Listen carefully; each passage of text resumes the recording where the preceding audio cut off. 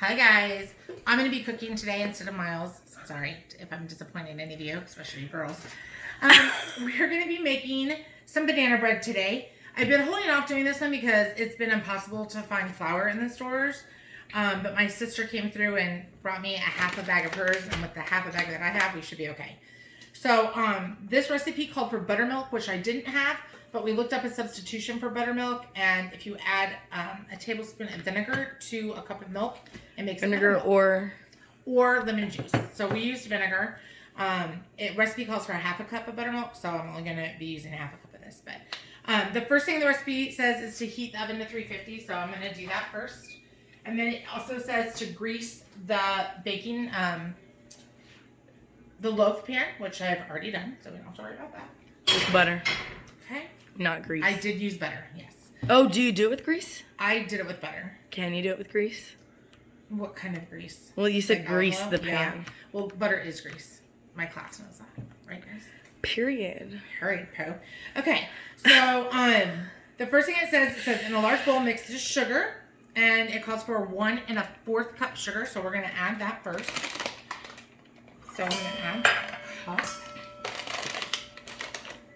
Sugar was hard to find, but now I see it like everywhere, so I think we're good with sugar. I don't know, did you guys find, like, have you been to the grocery stores and had a hard time finding things that you don't understand why there's none of? Toilet paper. Toilet paper? I've had to go wait in line at Costco 2 times, guys, to get toilet paper. Detergent.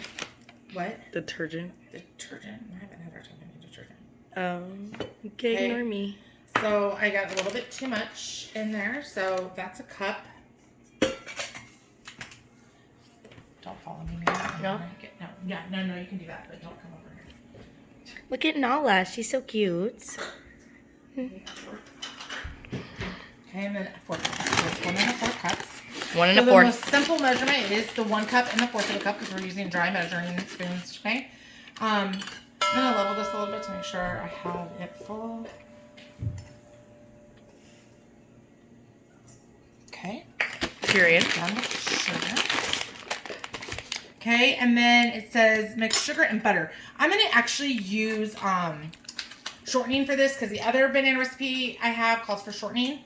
So I think it just makes it a little bit more rich flavored, and so we're gonna use shortening instead of butter. So it calls for a 1/2 cup, so I already have some here. This is Crisco. I told you guys about Crisco. A 1/2 cup is 8 tablespoons, so 1, 2, 3, 4, 5, 6, 7, 8.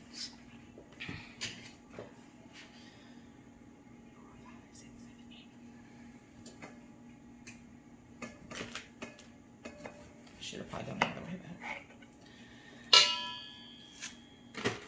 but I'm just gonna put that in there with the sugar.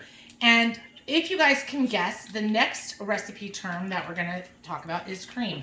So remember we talked about creaming together the ingredients till it's soft and smooth, just like we talked about hand cream. So hand cream would be like the how we remember cream. So it makes it nice and smooth. So it says to cream together the eggs, the sugar and the butter. So I'm going to use a mixer, and you guys remember we have to put the beaters in before we plug it in. So I'm going to insert the beaters. I'm going to plug it in. I could use a rubber scraper to do this, but see, this is why we put it in first.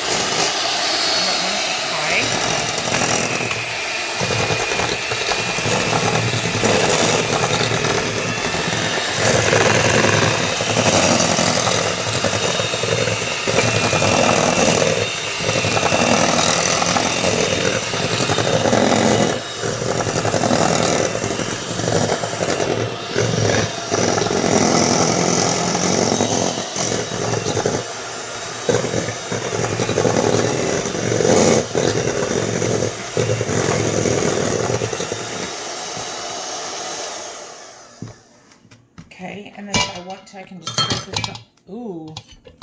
Wow, a health hazard. Safety. I'm just gonna scrape those edges. Make sure it's all in there.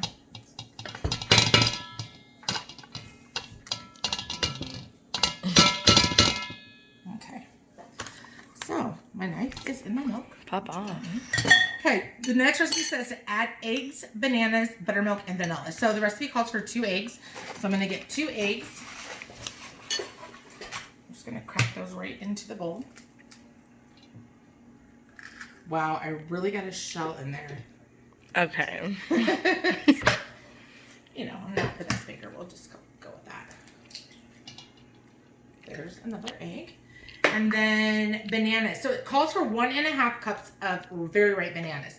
So I have a super, super ripe banana and then some that are kind of half and half. So I like them when they're super ripe like this, when they're like mushy and gushy, because then that's when they have the most flavor. I don't like to ever eat them like this, but if I'm making banana bread, I do like them like this. So I'm going to take them out of the peel, and they're easier to smash. So I'm going to put it into the dry measuring cup.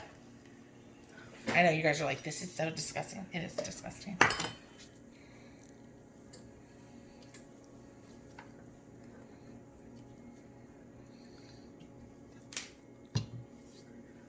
So this is, I like making banana bread. Well, I don't make it as much as I'd like to. See, these aren't nearly as ripe. But bananas, I feel like, go bad so quickly. You buy them and then they turn brown like super fast. And nobody likes to eat squishy, ishy bananas. So that's a perfect time to make banana bread.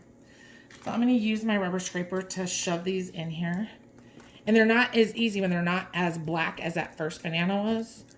They don't mash as easily. And it calls for, it says 3 to 4 bananas. So let's hope that the 3 that I have are enough, because I only have 3 super ripe ones. My other ones are still edible. I don't know. I'm cutting it pretty close. We'll just have to make do with what we have to do, though, right?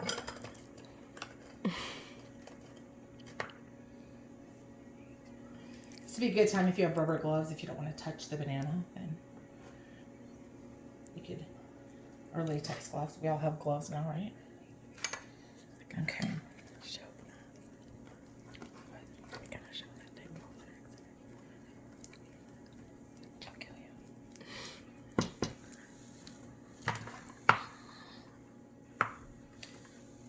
I have a couple different recipes for banana bread. This one calls for more bananas than the other one does, which I feel like it'll make it a little bit more moist. Your guys' favorite word. Okay, so I'm going to put them into the bowl.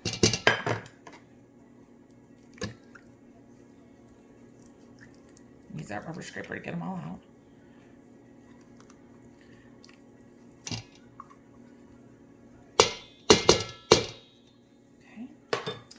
And then it says 1/2 cup of buttermilk.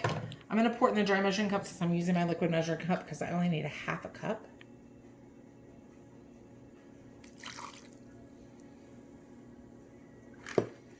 And vanilla. So it calls for a teaspoon of vanilla. I have pure vanilla, not the imitation vanilla, just because that's what I have.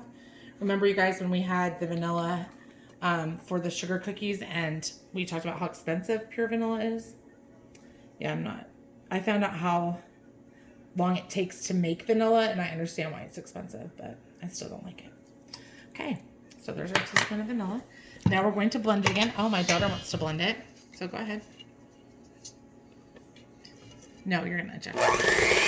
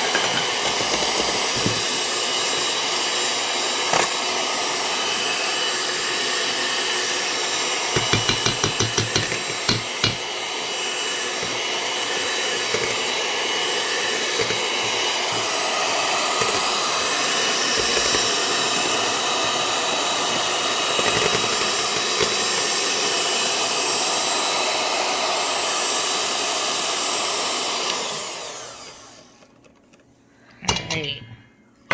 So after we get those ingredients, we're going to add some of the more dry ingredients, which is the flour. It calls for 2.5 cups of flour, so that's quite a bit of flour. So we're going to do that, and it calls for a teaspoon of baking soda and a teaspoon of salt. So I'm going to add in the flour first.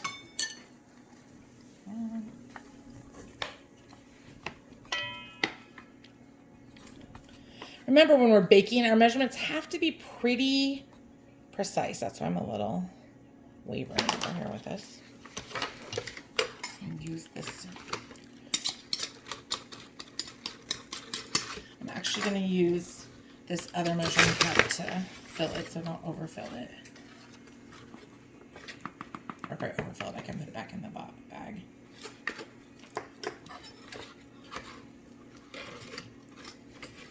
Okay, so there's 1 cup.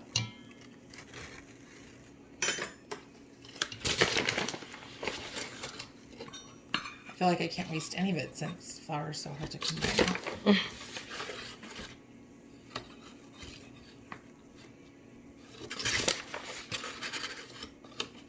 I might have had enough without borrowing my sister's. 2. And then I need a 1/2 cup. So if I fill this 1/4 of a cup 2 times, it should equal enough. Although that was sleeping.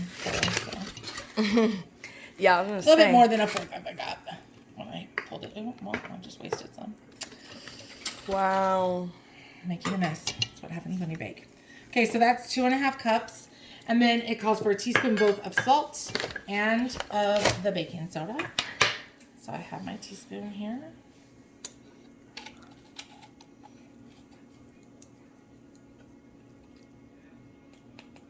Baking soda would be the leavening agent in this recipe.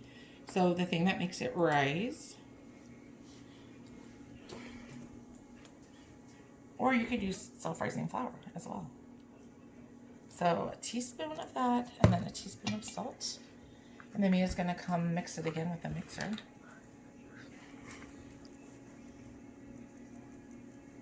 I always find it hard to believe that we put salt into baking stuff because salt has such a strong taste. Sweet and salty. This recipe, my other recipe calls for it to be sifted together. This recipe did not. So, all right, Mia, go ahead. Get to mixing.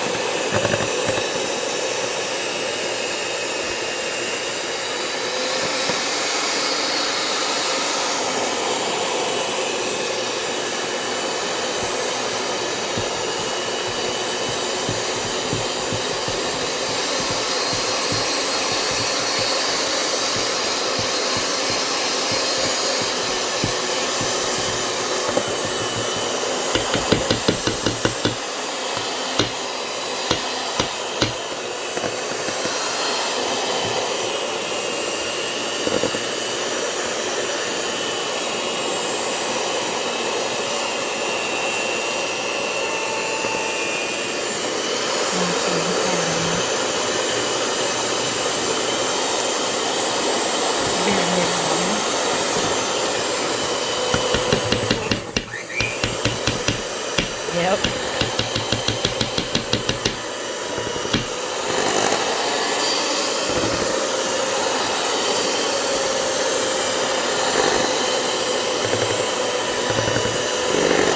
It's super thick. Take it out.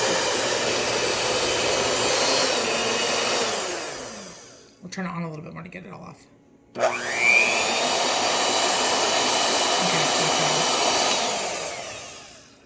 all right. So now we're going to pour it into the pre-greased pan. This one has to cook longer than my other recipe. This one cooks for 1 hour, 1.25 hours. So you guys know how to tell time. That'd be 1 hour and 15 minutes. Dang, I didn't even. 350. Now, at the end, it says to take it out of the oven when we're done with it, and we're gonna use a knife to cut away like to cut around the edges of it, and then to get it off the pan, and then put it on a cooling rack for an hour before slicing it. So we're going to completely cool it off. We don't want to chill it. We just want to cool it off. My other recipe I have actually calls for it to be wrapped up in saran wrap overnight.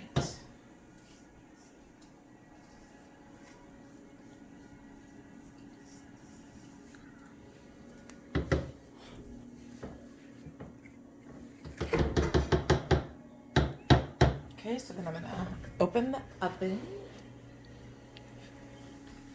And I'm going to pull out the oven rack. Place the loaf pan in here. Set my timer for 1 hour and 15 minutes. And we're good. Hope you enjoy it. Bon appetit.